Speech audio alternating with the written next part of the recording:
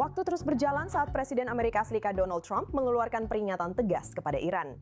Terima kasih telah bergabung bersama kami malam ini di I24 News English. Saya Nicole Zedek langsung dari Tel Aviv. Hampir tidak ada pengantar untuk postingan terbaru Presiden Trump di Truth Social, jadi saya akan membacakannya apa adanya. Hari Selasa akan menjadi hari pembangkit listrik dan hari jembatan. Semuanya terjadi sekaligus di Iran. Tidak akan ada yang seperti itu. Buka selat itu, kalian semua gila. Atau kalian akan hidup di neraka. Lihat saja nanti. Segala puji bagi Allah. Yaitu adalah postingan terbaru di Truth Social dari Presiden Amerika Serikat. Dan sekarang kita kurang dari 24 jam lagi menuju ultimatum Presiden Trump kepada pihak Iran. Atau sebenarnya 48 jam.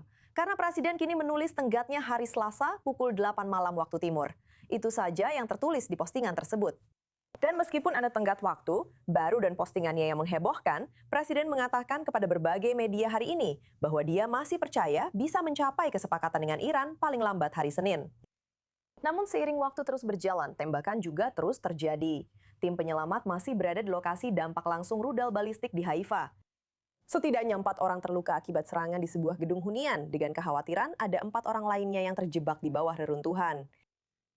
Mari kita dapatkan pembaruan langsung dari Haifa, koresponden I24 News English kami, Balik Sladin, bergabung bersama kami dari Israel Utara.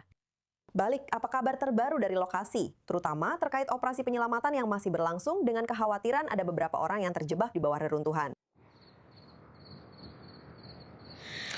Ya, ini adalah isu utama dan fokus utama saat ini. Sejauh ini 4 orang dilaporkan terluka. Salah satu dari mereka berada dalam kondisi parah. Dan kemudian rumah sakit tempat dia dibawa mengumumkan bahawa kondisinya sedang.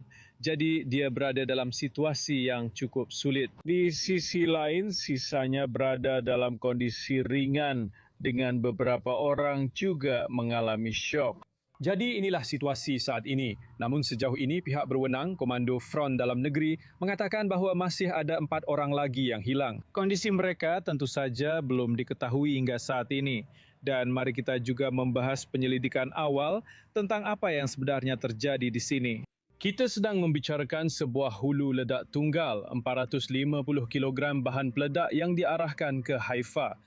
Ada upaya untuk mencegatnya, tetapi tampaknya rudal pencegat itu meleset. Jadi hulu ledak itu memang jatuh di gedung tempat tinggal tersebut, tepatnya di 2 lantai pertama, tetapi tidak meledak. Itu juga menjelaskan kerusakannya, tapi bukan kehancuran total gedungnya. Sesuatu yang pernah kita lihat sebelumnya jika hulu ledaknya berisi 450 kg bahan peledak. Jadi ini menjelaskan situasinya untuk saat ini.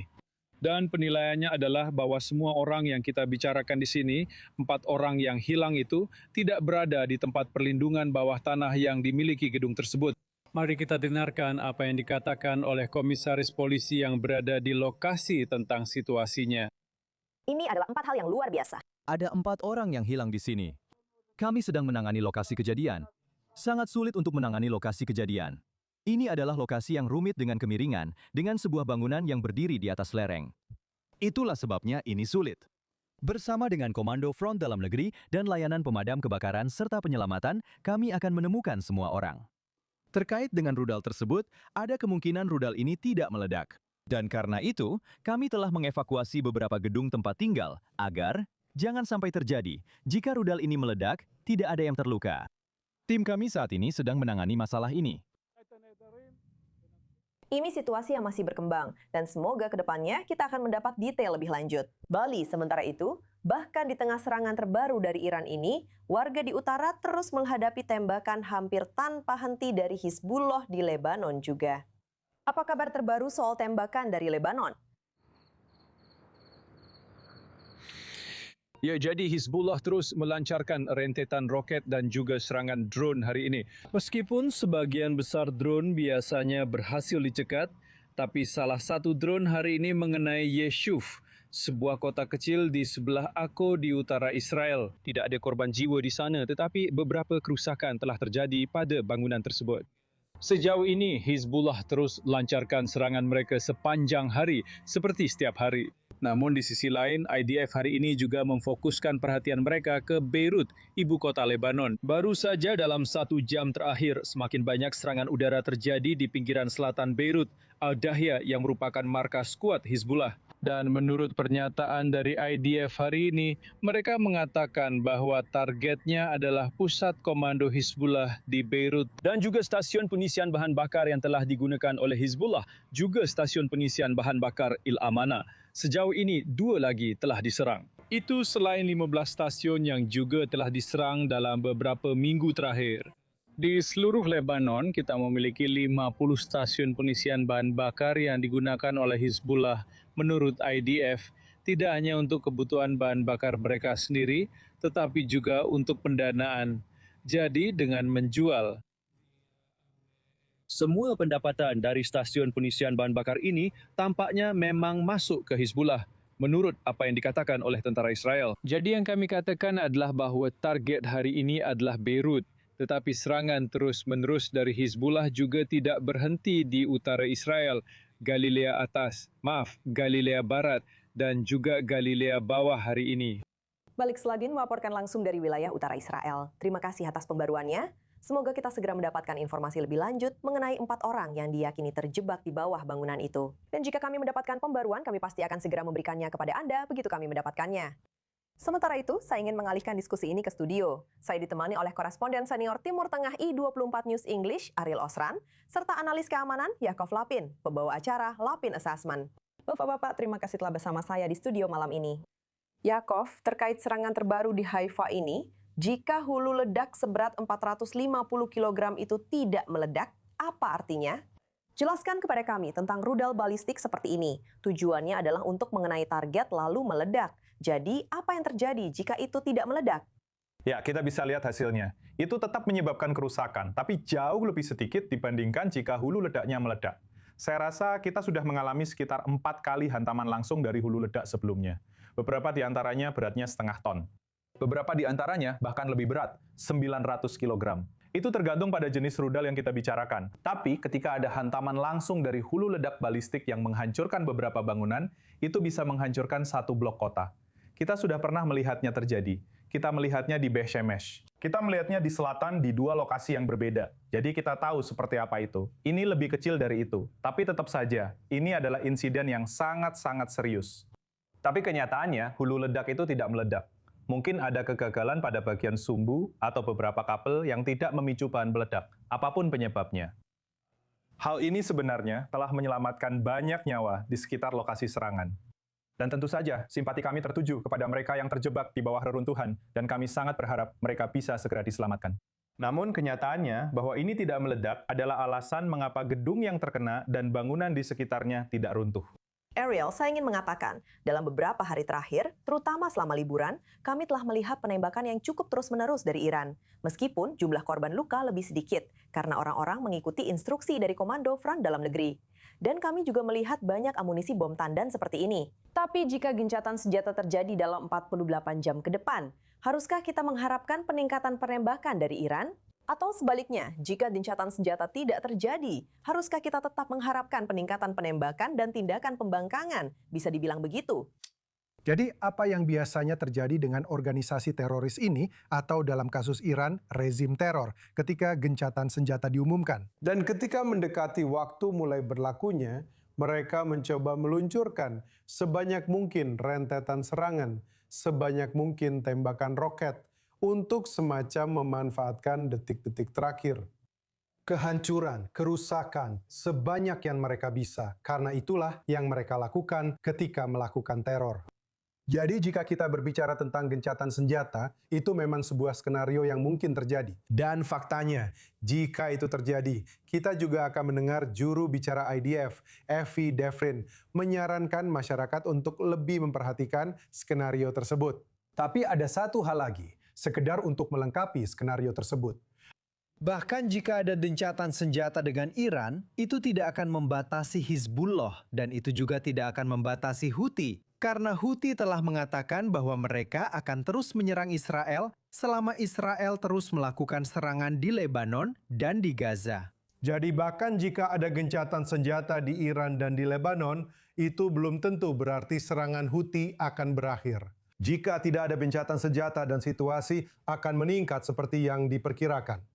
Setelah ultimatum Trump diterapkan, memang ada kemungkinan bahwa Israel akan melihat eskalasi dari pihak Iran, serangan-serangan Iran. Namun, seperti yang Anda tahu, melihat apa yang dilakukan Iran, mereka sebenarnya ingin menyerang Israel lebih dari yang mereka lakukan saat ini. Israel bagi mereka telah menjadi target yang jauh lebih sulit untuk diserang dibandingkan dengan negara-negara tetangga mereka di Teluk. Jadi jika kita melihat skenario di mana Trump menepati ultimatumnya dan menghancurkan infrastruktur listrik serta energi Iran, maka kemungkinan besar yang akan menanggung balasan terberat adalah negara-negara Teluk yang letaknya jauh lebih dekat. Iran memiliki jauh lebih banyak rudal balistik yang dapat menjangkau jarak tersebut dibandingkan dengan Israel yang letaknya jauh lebih jauh.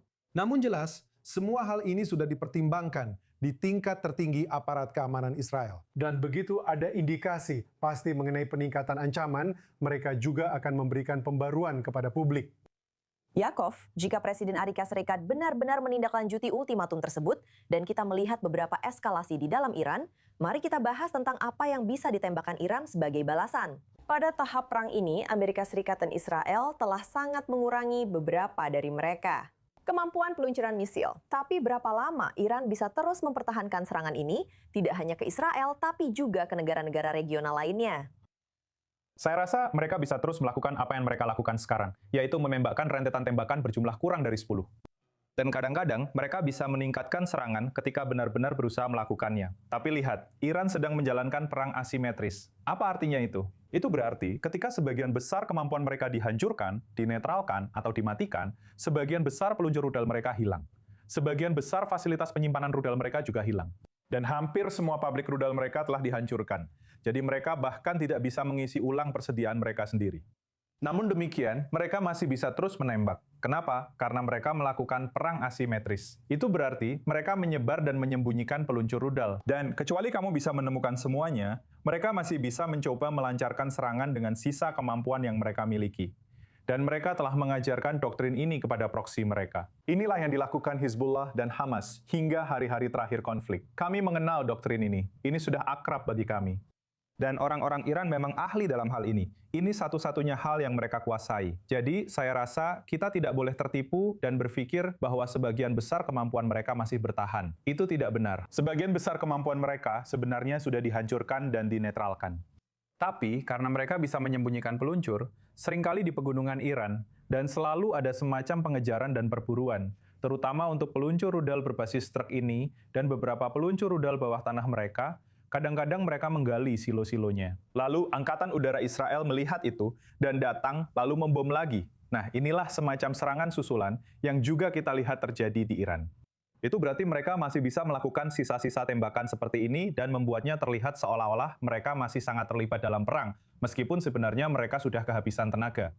Saat kita mendekati batas waktu 48 jam ini, Ariel, kita sudah mendengar apa yang dikatakan Presiden Amerika di media sosial. Dan sekarang, Ketua Parlemen Iran, Khalibah, juga mengeluarkan ancamannya sendiri terhadap Amerika Serikat di media sosial. Apa yang harus kita maknai dari pernyataan-pernyataan dari Ketua Parlemen ini?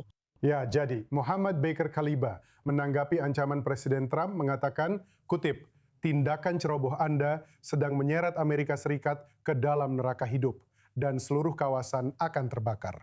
Karena Anda bersikeras mengikuti perintah Netanyahu. Sekarang jelas, ini sejalan dengan pesan yang keluar dari Teheran yang mencoba mengaitkan upaya perang Amerika Serikat untuk membela kepentingan mereka sendiri di kawasan sebagai sesuatu yang dipicu oleh Israel. Kita tahu dari Presiden Trump bahwa itu tidak benar. Dan bahkan Perdana Menteri Netanyahu mengatakan, bayangkan saja jika ada yang mencoba memaksa Presiden Trump melakukan sesuatu yang bertentangan dengan kehendaknya. Tapi pada akhirnya, jika kita menyingkirkan bumbu retorika dan melihat substansinya, ini tidak terdengar seperti rezim yang berniat untuk melakukan diplomasi dengan Amerika Serikat dalam waktu dekat. Khalibah, dia bukan hanya ketua parlemen, tapi juga mulai muncul sebagai salah satu orang kuat dalam rezim Iranian baru yang semakin berani dan radikal ini.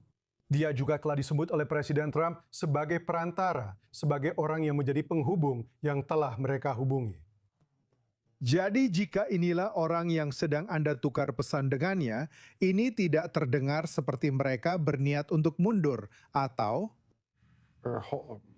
mencapai solusi diplomatik dalam waktu dekat.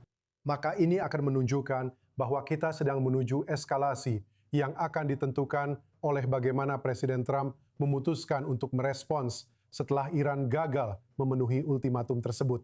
Baiklah, di tengah hari yang penuh dengan berita yang sangat sibuk ini, kita juga menyaksikan salah satu operasi paling dramatis dalam perang dengan Iran sejauh ini. Dan itu adalah fakta bahwa penerbang Amerika Serikat yang tersisa berhasil diselamatkan dari wilayah Iran setelah jet Amerika ditembak jatuh oleh Iran pada hari Jumat.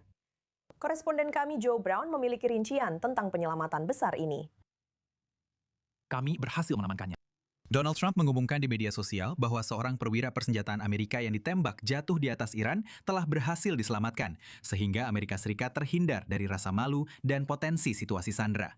Ini adalah penerbang kedua yang berhasil dievakuasi dari Iran setelah sebuah F-15 ditembak jatuh pada hari Jumat lalu, dengan para pilotnya berhasil diselamatkan pada hari yang sama. Rincian dari operasi tersebut masih minim hingga saat ini, namun pejabat Amerika Serikat mengatakan bahwa ratusan perwira dan puluhan pesawat terlibat dalam misi evakuasi tersebut yang mereka anggap sebagai salah satu operasi paling kompleks dalam sejarah militer Amerika Serikat. Namun, menurut media Amerika, operasi ini tidak berjalan dengan mulus. Beberapa pesawat yang seharusnya digunakan dalam operasi tersebut terpaksa dihancurkan dan ditinggalkan setelah gagal lepas landas dari landasan darurat yang dibuat oleh pasukan di Iran. Iran mengklaim bahwa mereka menembak jatuh pesawat-pesawat ini, tetapi intelijen Amerika Serikat menyatakan sebaliknya, mengatakan bahwa pesawat-pesawat tersebut dihancurkan agar pihak Iran tidak dapat mengambilnya. Pasukan komando AS di darat menemukan petugas senjata yang terluka, yang harus berjalan kaki kurang dari 2 mil dari lokasi kecelakaan untuk menghindari penangkapan. Diduga dia menerima bantuan dari warga setempat sebelum akhirnya diselamatkan. Pesawat penyelamat Amerika terlihat di Provinsi Khuzestan, serta Provinsi Koguluya dan Boya Ahmad. Media lokal melaporkan setidaknya 9 orang tewas di Kogiluya dan Boya Ahmad akibat serangan udara Amerika. Menteri Pertahanan Israel, Israel Katz, mengucapkan selamat kepada Amerika atas operasi tersebut, dan dia juga menyiratkan bahwa mereka mungkin mendapat sedikit bantuan dari teman-teman mereka.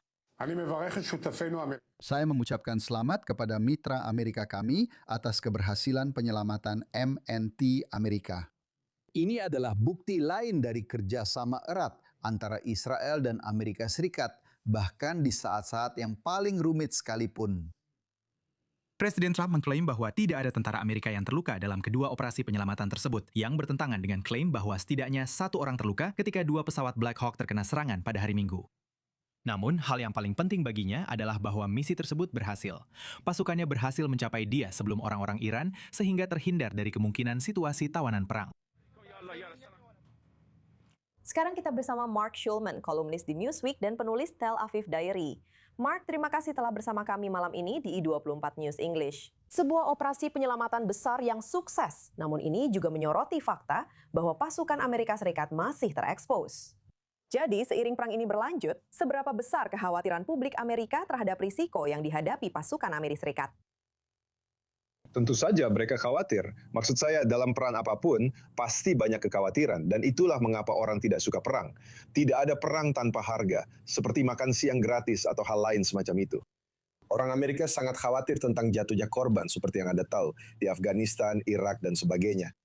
Misi penyelamatan itu sangat sukses, bukan hanya karena apa yang tidak terjadi seperti yang Anda sebutkan, apa yang bisa saja terjadi jika ada situasi sandera, tetapi juga menunjukkan keberhasilan pasukan komando Amerika Serikat dan kemampuan untuk berkoordinasi antara Angkatan Udara dan pasukan darat yang memberikan dorongan bagi orang-orang yang menyarankan aksi militer lebih lanjut dan kemungkinan operasi komando di darat di Iran.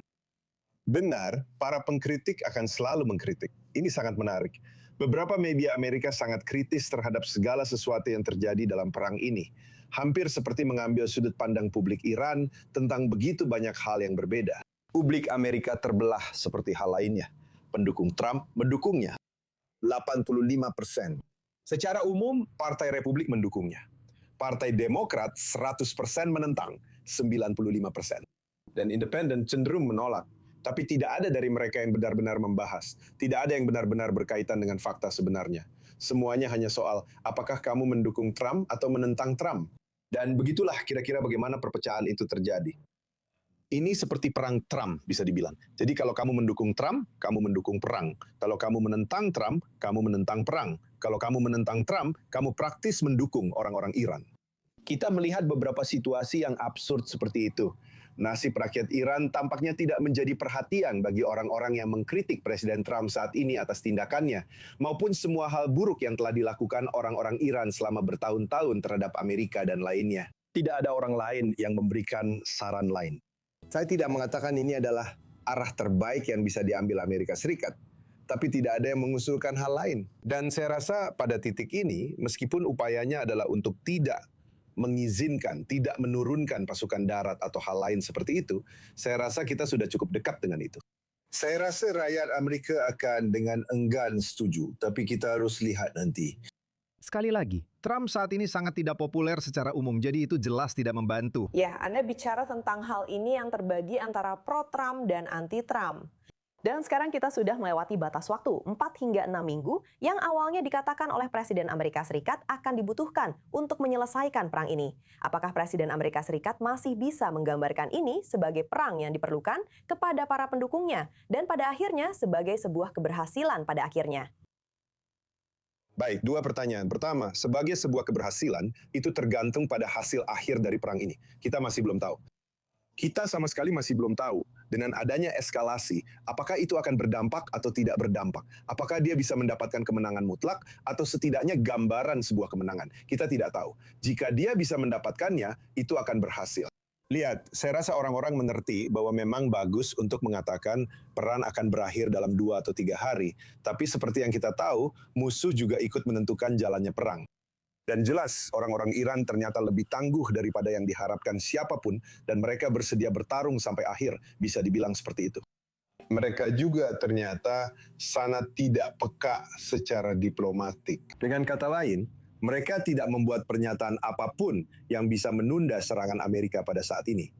Mereka bisa saja mengatakan, kami bersedia membahas pembukaan Selat Hormuz. Tidak, mereka hanya mengatakan kami benar-benar tidak akan melakukannya. Sama seperti yang mereka nyatakan sehari sebelum dimulainya perang. Kami tidak akan membahas denuklirisasi. Maksud saya mereka sama sekali tidak membuka pintu untuk negosiasi. Dan Trump membutuhkan pintu terbuka agar dia bisa mundur. Jadi jika mereka tidak memberinya jalan untuk mundur, dia hanya punya satu pilihan, yaitu terus maju. Dan itulah yang kita lihat. Dan itulah yang saya perkirakan akan terjadi. Tapi kita tidak pernah tahu, ini Presiden Trump. Jadi Mark, bagaimana kita harus memahami hal ini? Perpanjangan ini ketika Anda berbicara tentang memberi jalan keluar bagi Iran, kesempatan untuk membuat kesepakatan. Presiden sekarang memberi mereka tambahan waktu 24 jam. Batas waktunya adalah Selasa, pukul 8 malam waktu Timur Amerika Serikat. Apa yang hal itu tunjukkan tentang strategi Presiden Trump dan peluang untuk mencapai kesepakatan dalam jangka waktu tersebut? Lihat, kita semua berharap akan ada kesepakatan, bukan? Setiap orang dari kita yang tinggal di Israel ingin melihat adanya kesepakatan. Tentu saja, kesepakatan yang baik, jelas. Jadi mungkin dia berpikir memang ada peluang. Saya tidak berpikir ada peluang, tapi mungkin dia berpikir ada peluang. Mungkin itu hanya gertakan, dan mungkin dia berencana menyerang dalam jangka waktu semula, dan dia hanya mencoba mengelabui mereka. Jadi mereka merencanakan serangan darat dalam 24 jam yang dia berikan sebagai perpanjangan waktu. Saya tidak tahu. Kita memang tidak tahu. Lihat, dia tidak ingin memperpanjang perang ini. Dia menginginkan sebuah kesepakatan. Tapi sama saja, pihak lain juga punya andil dalam perang ini. Mereka juga ikut menentukan soal kesepakatan, dan orang-orang Iran tidak ingin membuat kesepakatan. Mereka pikir mereka punya posisi yang lebih kuat. Saya pikir mereka mungkin salah, tapi itulah yang mereka yakini. Dan persepsi kadang-kadang adalah kenyataan bagi orang lain. Mungkin itu bukan kenyataan yang sebenarnya, tapi itulah kenyataan mereka. Dan mereka pikir mereka sedang menang. Jadi mereka akan terus berjuang. Baiklah, akan ada banyak hari dan jam yang sulit di depan kita. Mark Showman senang sekali bisa berbincang dengan Anda. Ya, terima kasih telah bersama kami di I24 News English malam ini. Dengan senang hati. Saya ingin kembali ke sini di studio Yanko, khususnya mengenai operasi penyelamatan yang berhasil oleh pasukan Amerika dan fakta bahwa kemudian pasukan Amerika Serikat harus menghancurkan pesawat yang tertinggal di wilayah Iran. Jelaskan kepada kami tentang keputusan itu dan seberapa berbahayanya jika teknologi Amerika ini jatuh ke tangan Iran. Ya, menurut laporan, ada dua pesawat Hercules yang harus mereka hancurkan karena mereka mengalami kesulitan lepas landas di pasir. Roda pesawatnya tersangkut. Tentu saja, orang Amerika tidak ingin meninggalkan teknologi apapun, apalagi teknologi angkatan udara, kepada musuh. Itu adalah langkah yang sangat logis dan jelas sudah mereka rencanakan sebelumnya. Ini adalah langkah darurat, karena mereka bisa dengan cepat mengirimkan pesawat yang lebih kecil dan membawa semua personel ke tempat yang aman. Kamu tahu, operasi penyelamatan dan evakuasi yang luar biasa, yang mungkin akan dipelajari oleh pasukan khusus di seluruh dunia. Lihat, kamu tahu, ini sangat berbahaya. Kamu tahu, ini adalah salah satu situasi terburuk yang bisa dialami oleh kru udara di wilayah musuh, terpisah. Tapi mereka bertindak sesuai pelatihan. Mereka menjauh dari lokasi kecelakaan. Itu hal pertama. Sekarang, soal alat pemancar darurat, kamu tahu, pertanyaannya adalah, kenapa itu tidak otomatis? Itu pertanyaan yang menarik. Kenapa petugas senjata dari F-15 itu harus mengaktifkannya secara manual menurut laporan? Kamu tahu, itu pertanyaan menarik yang mungkin bisa dijawab oleh mereka yang ahli di Angkatan Udara Amerika Serikat. Tapi pada akhirnya, mereka butuh beberapa hari untuk menemukan lokasi pastinya. Dia berhasil pulih dari gegar otaknya, naik ke tempat yang lebih tinggi untuk menghindari kendaraan yang mencarinya, dan akhirnya mengirimkan koordinat pastinya. Dan kemudian operasi penyelamatan dimulai. Pada akhirnya, dilaporkan bahwa Israel memiliki peran di sini dalam memberikan dukungan intelijen. Saya tahu bahwa Israel sangat ahli dalam intelijen medan dan memindai medan serta menggunakan teknologi untuk itu. Tapi secara keseluruhan, ini adalah operasi Amerika dan sangat mengesankan. Dan itu menjadi pengingat bahwa pesawat-pesawat masih menghadapi ancaman. Bahkan, jika itu berasal dari rudal permukaan ke udara yang ditembakkan dari bahu, ancaman tersebut masih ada. Meskipun mereka telah meraih superioritas udara, itu tidak berarti pesawat tidak bisa menghadapi tembakan seperti ini. Itu sesuatu yang perlu diingat. Ariel? Ya, coba pikirkan apa yang sedang kita bicarakan. Kita sedang membicarakan dua pesawat C-130 Hercules raksasa yang tidak bisa lepas landas di jantung wilayah Iran. Itu berarti mereka sampai di sana, mereka mendarat, mereka menurunkan semua, mereka membongkar semua perlengkapan yang dibutuhkan, dan kemudian seharusnya mereka lepas landas lagi. Tapi mereka tidak bisa. Jadi pesawat-pesawat itu dihancurkan. Tapi ini hanya menunjukkan seberapa dalam wilayah Iran berhasil ditembus akibat operasi ini. Dan menurut saya, ini menunjukkan bahwa kita akan mengetahui begitu banyak hal. Kita akan mengetahui detail lebih lanjut seiring berjalannya waktu. Tapi ini menunjukkan bahwa Amerika Serikat memiliki kemampuan untuk menjangkau jauh ke dalam jantung Iran, menurunkan ratusan pasukan khusus, lalu berkemas, lalu pergi lagi. Mungkin bukan dengan jet-jet itu, tapi dengan pesawat lain. Jadi ini memang menunjukkan jika kita melihat ke depan, apa saja kemungkinan militer Amerika Serikat dalam perang ini. Ini menurut saya adalah salah satu indikasi tentang seberapa mudah jantung Iran dapat ditembus. Di Israel Selatan, sebuah rudal balistik Iran menghantam zona industri Neot Hovav dekat Beersheba. Ini adalah ketiga kalinya zona industri di Israel Selatan ini terkena serangan sejak perang dimulai. Mari kita langsung ke lapangan untuk pembaruan dari pembawa acara dan koresponden kami di i24 News English, Emily Francis. Dia bergabung bersama kita dari Israel Selatan. Emily, saya mengerti bahwa kamu sudah berada di daerah ini selama beberapa jam sekarang. Saat tim menilai kerusakan, apakah kita sudah punya gambaran tentang apa yang sebenarnya terjadi dan seberapa parah kerusakan di kawasan industri itu? Selamat malam, Nicole. Syukurlah, kabar baiknya adalah tidak ada kerusakan yang signifikan. Yang tadi siang sebenarnya sudah dinyatakan aman oleh petugas layanan darurat yang memeriksa. Karena diduga ada serpihan yang mengenai area tersebut sehingga menyebabkan kebakaran kecil. Tapi sekali lagi ini adalah zona industri dengan banyak bahan kimia. Dan itulah yang menjadi kekhawatiran karena seminggu yang lalu kerusakannya jauh lebih parah. Dan mereka benar-benar sangat khawatir akan potensi bahaya semacam kebocoran. Jadi untungnya tidak ada korban hari ini, tidak ada yang serius. Sudah dinyatakan aman, tapi ini adalah lokasi yang sangat sensitif. Maksud saya ada 18 perusahaan berbeda yang bekerja di sana yang memproduksi berbagai macam bahan kimia, mulai dari pestisida dan tempat itu juga menjadi lokasi pengolahan limbah mereka. Di seluruh Israel ada pabrik bromin, dan beberapa lainnya. Jadi ada kekhawatiran bagi orang-orang yang tinggal di daerah ini bahwa ini jelas bukan intersepsi acak dan rudal balistik yang dikirim ke daerah ini. Jadi dari pernyataan Israel Katz tadi malam, dia membuat kaitan langsung dengan insiden hari ini. Dengan serangan IDF tadi malam yang melancarkan serangkaian serangan yang cukup intensif terhadap pabrik-pabrik petrokimia yang menghasilkan sekitar 15 miliar dolar hingga 18 miliar dolar dalam pendapatan yang digunakan hanya untuk membangun lebih banyak rudal seperti ini. Jadi sekali lagi orang-orang di sini di tempat kita berada sekarang masih di dekat Beersheba. Orang-orang tetap keluar meskipun di sini juga sempat ada alarm sekitar 3 atau 4 jam yang lalu. Dan kami harus berlindung di bawah tanah. Tapi orang-orang di sini hanya berharap yang terbaik, tapi juga tetap bersiap-siap. Tentu saja Emily, ini menjadi kekhawatiran bagi beberapa warga di sini. Tapi saya ingin bertanya, sepertinya restoran-restoran tetap buka. Orang-orang masih keluar untuk mencari makanan bahkan di jam-jam larut malam seperti ini. Apa yang kamu dengar dari warga di sana tentang suasana saat perang ini memasuki minggu ke-6 sekarang? Kamu tahu, menurutku kita semua bisa bilang bahwa orang Israel itu tangguh. Dan ini adalah sesuatu yang sudah kami alami cukup lama. Jadi orang-orang melakukan apa yang mereka bisa. Maksudku, sekali lagi, ini di sisi lain. Ada sekitar 3 restoran. Sangat ramai. Orang-orang tidak panik. Kami berada di depan toko es krim. Orang-orang sedang makan es krim. Anak-anak ada di sini, tapi intinya hanya mengikuti perintah dari Komando Pertahanan Sipil dan berada di dekat lokasi yang punya tempat perlindungan. Kebetulan di sini ada tempat parkir bawah tanah yang besar. Dan kami hanya berusaha mengikuti arahan sebisa mungkin. Baiklah, itulah pembaruan dari Emily Francis di Israel Selatan. Terima kasih atas liputannya.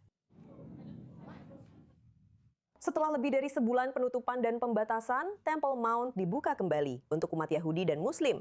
Namun dengan pembatasan ketat masa perang, seperti yang pertama kali dilaporkan oleh Abishai Greensack dari saluran I24 News, English Hebrew kami.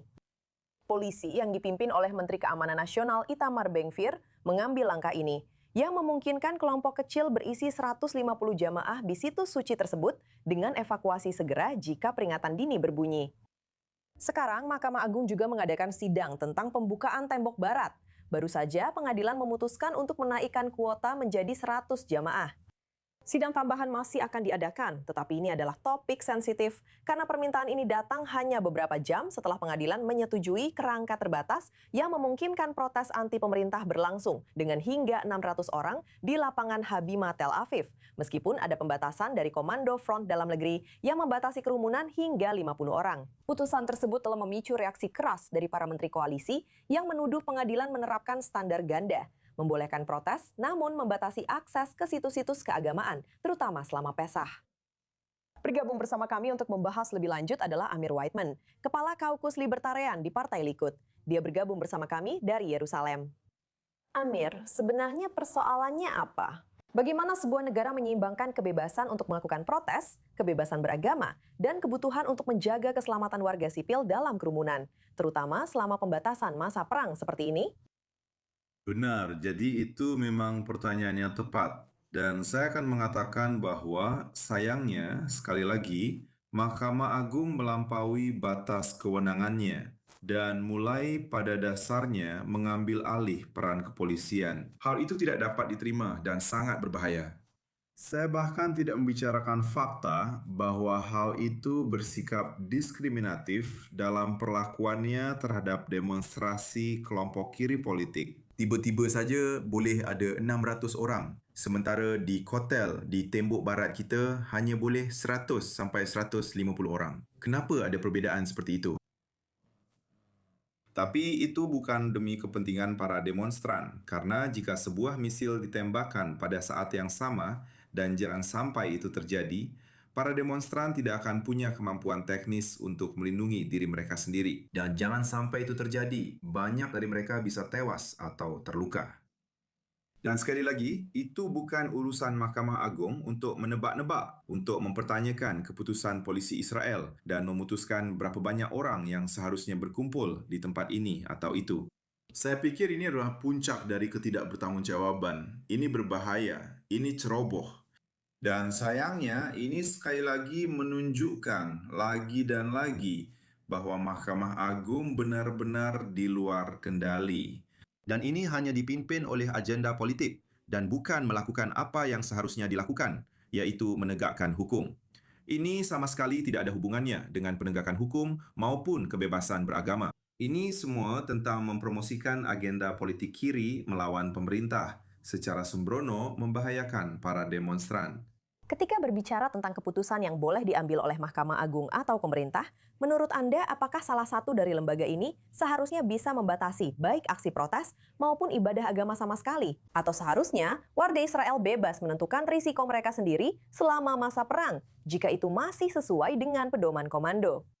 Tidak. Menurut saya ini sangat sederhana. Polisi harus membuat keputusan-keputusan ini dan harus memberitahu para demonstran berapa banyak orang yang boleh berkumpul di satu tempat. Itu saja. Mereka harus menentukannya berdasarkan apa yang mereka nilai di lapangan sebagai batas yang masuk akal. Kamu tidak bisa begitu saja mulai meragukan setiap petugas polisi yang sedang menjalankan tugasnya. Keahlian apa yang dimiliki seorang hakim untuk membuat keputusan seperti itu? Ini konyol. Kita sedang berada di tengah-tengah perang. Kita harus mengingat pentingnya melindungi masyarakat. Keamanan nasional sedang dipertaruhkan. Dan kita seharusnya keluar dari urusan politik dan tidak menangani omong kosong seperti ini. Jadi, menurut saya, sekali lagi, sayangnya Mahkamah Agung telah melampaui batasnya, membuat keputusan yang sembrono, berbahaya dan buruk. Dan yang hanya ingin saya katakan kepada semua demonstran adalah berhati-hatilah demi keselamatan mereka sendiri. Dan jangan terlalu serius menanggapi politik ini. Dan cukup lindungi keselamatan mereka. Dan jangan pergi dan berkumpul di tempat seperti itu ketika ada ratusan orang. Ini terlalu berbahaya. Dan ketika tiba saatnya untuk mengambil keputusan, seperti membuka beberapa situs suci, Bukit Bait Suci, atau Tembok Barat, apa yang Anda harapkan akan terjadi di sana dalam beberapa hari ke depan?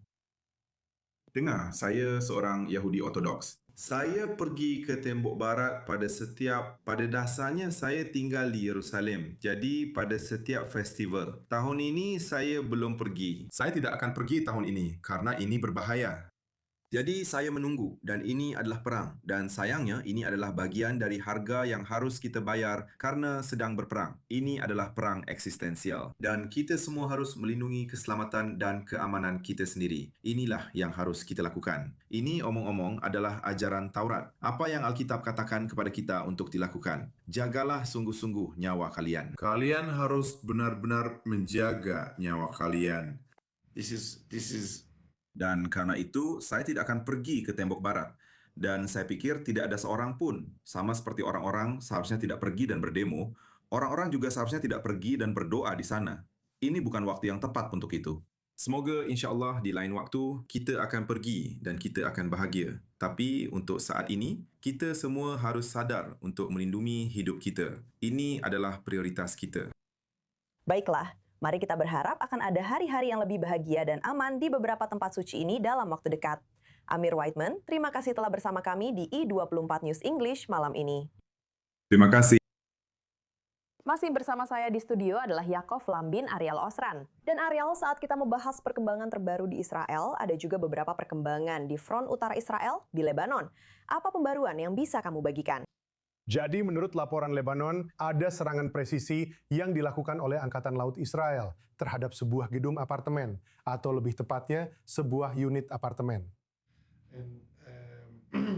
Di bagian timur Beirut, di pinggiran timur Beirut.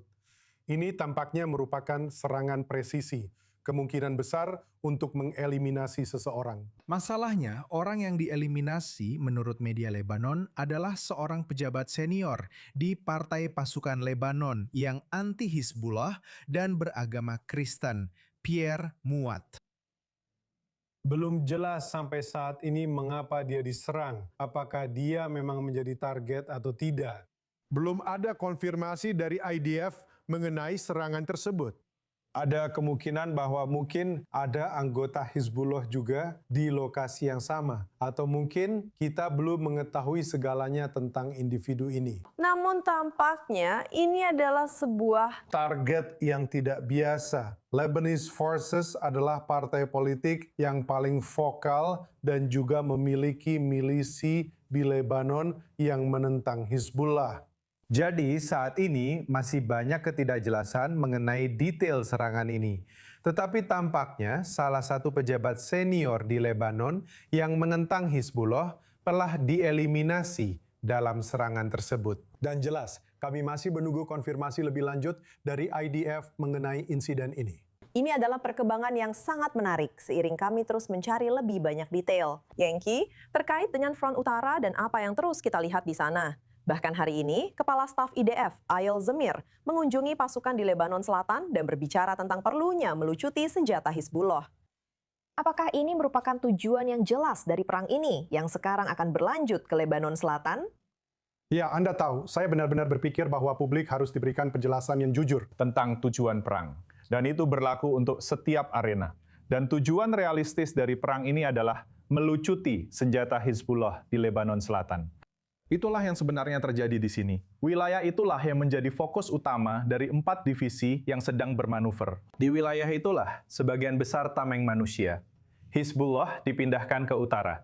Lebih dari 600.000 penduduk Lebanon Selatan yang mengungsi. Wilayah itulah yang ingin tetap dikuasai oleh Israel, bahkan ketika senjata sudah tidak lagi digunakan. Jadi saya pikir realistis untuk mengatakan bahwa IDF sedang berada di jalur untuk melucuti senjata Hizbullah di Lebanon Selatan, bukan di seluruh Lebanon. Karena jika IDF ingin melucuti senjata Hizbullah di seluruh Lebanon, mereka harus menduduki seluruh Lebanon. Jelas, itu bukan agenda mereka. Apa yang terjadi jika kita tidak lagi melihat dari sudut pandang melucuti senjata atau tidak? Yang kita lihat adalah melemahnya Hizbullah di seluruh Lebanon. Jadi itu berarti di utara Sungai Litani, kita melihat serangan udara berat yang menargetkan peluncur roket, tempat penyimpanan roket, dan infrastruktur militer. Kita juga melihat aset-aset Iran diserang di Lebanon. Untuk unsur pasukan Quds di Lebanon, ada markas di Beirut yang diserang. Kita melihat beberapa target di Dahia juga diserang. Jadi, ada pelemahan Hizbullah di seluruh Lebanon. Tapi ketika kita berbicara tentang perlucutan senjata, fokus utamanya akan berada di Lebanon Selatan hingga Sungai Litani. Itu adalah tujuan yang realistis, tapi tidak untuk seluruh Lebanon. Cepat saja, Yakob. Bagaimana dengan jangka waktu untuk tujuan itu? Begini, menurut saya, jika kita berbicara tentang kebutuhan untuk terus berlanjut sampai tujuan itu tercapai, setidaknya akan memakan waktu beberapa minggu, saya kira, sampai Lebanon Selatan benar-benar berada di bawah kendali keamanan Israel. Masih ada anggota Hizbullah yang beroperasi di sana, meskipun sebagian besar serangan sekarang berasal dari utara Litani, bukan dari selatan Litani. Tapi menurut saya, 4 divisi IDF yang bermanuver ini masih punya banyak pekerjaan yang harus dilakukan di desa-desa yang mereka masuki dan periksa setiap hari. Mereka terus menemukan lebih banyak senjata. Saya akan mengatakan bahwa garis waktu ini berbeda dengan Iran. Garis waktu punya kehidupannya sendiri, dan tujuan utamanya di sini adalah memisahkan dua arena ini, dan benar-benar mengubah seluruh realitas bagi komunitas di utara. Sehingga ketika mereka melihat ke seberang perbatasan, mereka tidak akan pernah lagi melihat Hizbullah. Tujuan dan sasaran yang sangat penting di sana. Yakov, terima kasih atas pembaruannya. Sekarang, pertanyaan besar saat kita terus mengamati perang ini adalah, seperti apa perang di wilayah udara Iran dari kokpit? Nah, Syai Ismail dari saluran I24 News berbahasa Ibrani kami, dia mengetahui dalam sebuah wawancara khusus dengan komandan salah satu skuadron Angkatan Udara Israel yang berada di langit Iran, tepat sebelum wawancara berlangsung dan kembali tepat setelahnya. 1 jam yang lalu, 2 jam yang lalu, kami berada di Iran untuk melihat sebuah gunung di ketinggian luar biasa yang sebagian hancur. Titik serangan Anda berada di bukaan menara, dari mana rudal-rudal itu diluncurkan ke negara Israel. Ini adalah momen ketika Anda melihat semua salju dan awan hijau, tetapi Anda juga melihat sebuah rudal. Saya tahu bahwa sekarang ada ancaman bahwa dalam 7 menit lagi sebuah rudal akan datang. Ini adalah ketidakharmonisan yang selalu saya rasakan. Sangat sulit berada di antara awan-awan indah dan apa yang terjadi di bawah awan-awan ini. Anda pasti hanya ingin hidup dengan awan yang indah dan bukan yang buruk. Wah.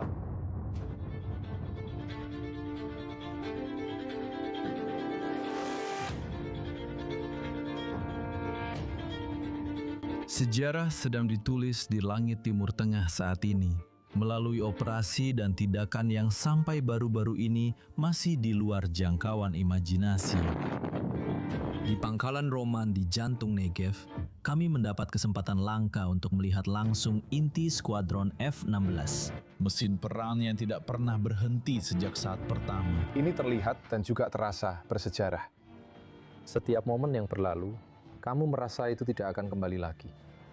Saya membuat rencana untuk awal perang ini, dan saya memberitahu mereka bahwa kita sedang menyiapkan masa depan untuk anak-anak dan cucu-cucu mereka.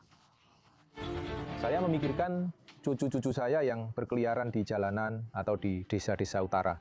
Dan mereka tidak memperlihatkan rona merah, mereka tidak menunjukkan senyum mereka, dan mereka tidak berpikir itu akan menjadi hal yang mengerikan bagi rumah mereka.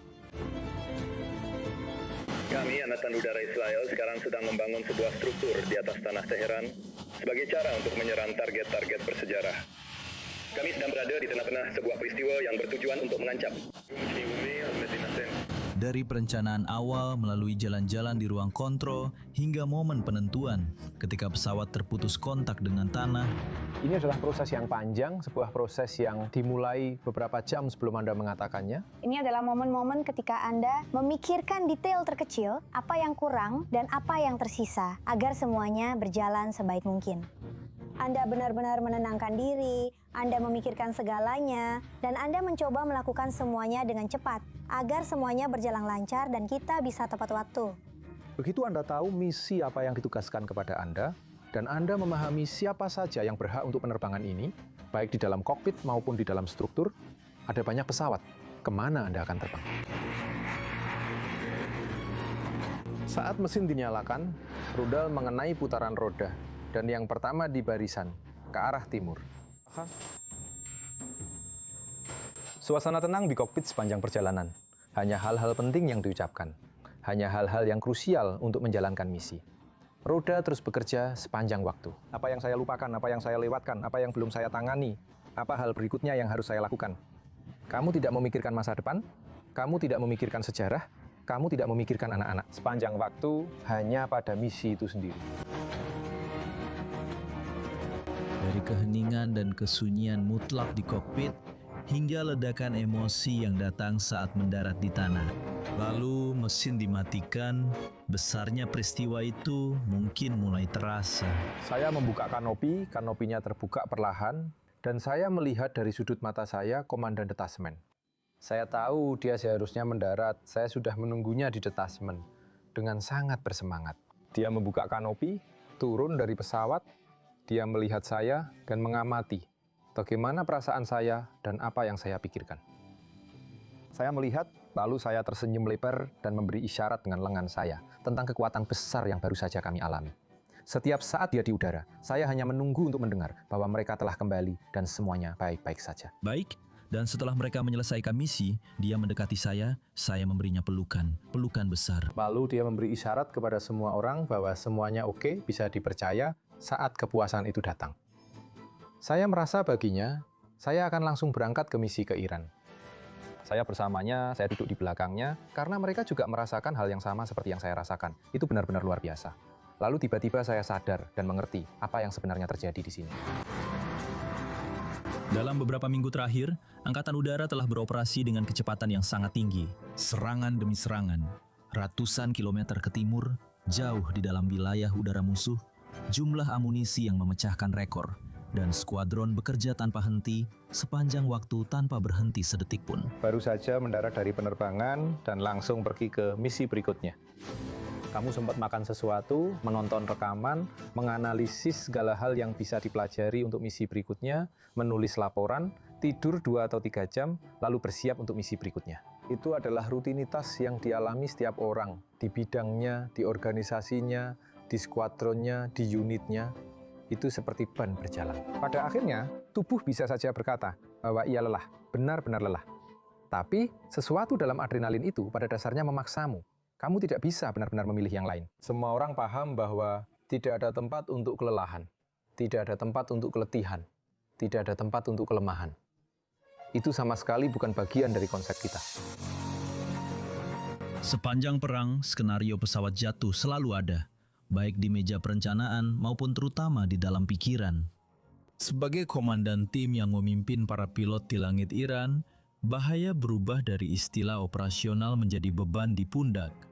Kami memiliki penerbangan yang secara spesifik kami lalui, di mana kebijakan yang diterapkan adalah kebijakan merah, begitu kami menyebutnya. Itu artinya apa? Bahwa sekarang kita akan menyerang dengan risiko yang sangat tinggi. Kita tidak bertanya, kita paham bahwa kita akan menyerang dengan risiko tinggi. Saat ini juga, ketika ini, adalah serangan yang sudah direncanakan dan kamu diberitahu bagaimana cara menghancurkannya sekarang. Kalau tidak, serangan itu akan diluncurkan. Dan kamu mengambil risiko tinggi. Kamu melakukannya karena kamu tahu inilah yang akan menyelamatkan lingkungan di Java sekarang. Ini adalah perasaan yang kamu tahu jelas-jelas berkontribusi pada perlindungan warga negara Israel secara langsung. Mereka mengerti bahwa serangan yang direncanakan ke wilayah negara telah digagalkan. Dan tidak ada rasa bangga yang lebih dari itu. Ketika kamu tahu bahwa kamu mengambil risiko besar, dan kamu siap mengorbankan pesawat serta timmu demi memastikan serangan itu tidak sampai ke negara Israel. Ketika kamu mengirim pilot dan kamu tahu ada risiko. Kami terbang sepanjang waktu dalam risiko. Dan salah satu kali ketika sebuah rudal ditembakkan ke arah kami melakukan semua tindakan untuk menghindarinya. Dengan selamat. Di beberapa tempat, dengan tekad kuat, kami melaksanakan misi. Rasa tanggung jawab dan seluruh realitas sejarah tiba-tiba memiliki makna yang sama sekali berbeda dalam satu momen. Maknanya dalam konteks keluarga. Setelah 2 minggu, ketika saya melihat anak-anak untuk pertama kalinya selama 4 jam, saya mencium mereka, lalu berkata, "Wow, di mana saya selama ini?" Karena sampai saat itu, saya benar-benar berada di zona yang berbeda. Kamu tidak memikirkan apapun, dan dalam satu momen, kamu membuka mata dan berkata, "Anak-anakku." Kamu berkata, ini untuk mereka dan juga, seperti yang saya katakan, untuk generasi berikutnya setelah mereka. Rasanya benar-benar luar biasa. Mau Mrim? Lo Mrim. Kami hanya saling berpelukan. Kami saling menatap mata satu sama lain. Lebih dari itu? Seharusnya begitu.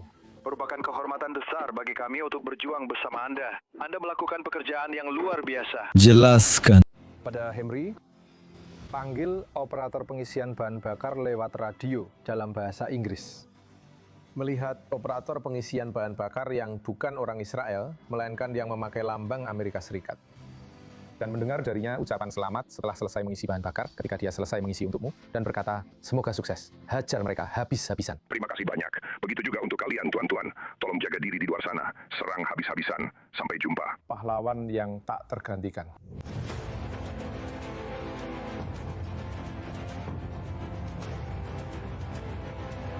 Tujuan dari serangan udara pembuka adalah untuk menghancurkan posisi tembakan musuh, sehingga musuh harus menahan ratusan ribu roket yang seharusnya bisa menghantam lokasi-lokasi penting kita, baik secara fisik maupun mental. Kami tidak punya cara untuk mencegah hal itu kalau bukan lewat serangan tadi pagi. Serangan udara pembuka itu benar-benar membekas dalam ingatan saya. Rasanya benar-benar gila mengetahui bahwa sekarang para pilot sedang di udara dan kami hanya menunggu untuk mendengar bagaimana hasilnya dan menunggu mereka mendarat.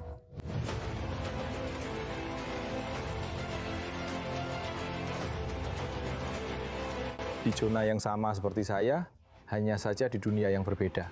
Supaya tidak ada satupun baut di pesawat yang salah tempat secara tidak sengaja. Supaya pesawat bisa sampai ke tujuan, menyelesaikan misi, dan kembali. Dan luar biasa bagaimana sinkronisasi antara semua zona ini, dari berbagai badan dan cabang, akhirnya bersatu dalam satu momen. Saya sangat bangga dengan orang-orang saya, sangat bangga. Dan tidak mudah bekerja berjam-jam tanpa kenal waktu, pekerjaan yang sangat berat, dan melakukan semuanya dengan semangat di mata dan dengan tepuk tangan. Dan ini belum selesai. Ini belum selesai. Saya selalu menekankan kepada orang-orang saya bahwa hal-hal yang kita lakukan hari ini mungkin akan dipelajari di pelajaran sejarah di sekolah-sekolah. Kita adalah bagian dari proses yang sangat besar. Sementara jutaan orang Israel berpindah antara meja makan Pesach dan ruang perlindungan, ada juga yang merayakan festival kebebasan ratusan kilometer di sebelah timur, di tempat di mana mereka masih harus berjuang untuk itu. Ini memang giliran kita. Menurut saya, kita beruntung. Merasa beruntung? Merasa terhormat? Merasa apa? Sebuah kehormatan besar ya. Ini adalah waktu kita sekarang. Dan mereka mengharapkan dari kita. Hal ini akan dilakukan dengan benar.